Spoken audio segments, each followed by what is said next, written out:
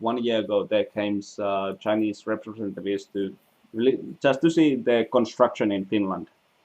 And they visited a couple of the big projects and then one small, and then they asked that, yeah, you are doing really fast construction or progress, but where are all the guys? There's only like a couple people we see on the project. Yeah.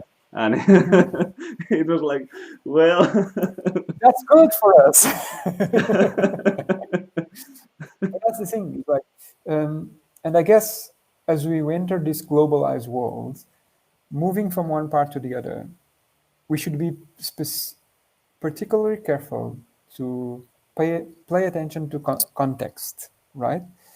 It's an interesting thing because if you look at the auto industry, in the beginning of the auto industry, there were workshops throughout the world and everybody was trying to do their own car differently. Like you would have 100 different workshops in Italy and everybody was building their cars.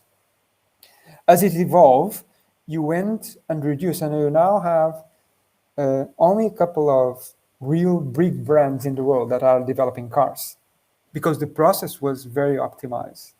But they were able to develop a product that is able to perform both in the Sahara Desert or in the Arctic. A car will just work, right?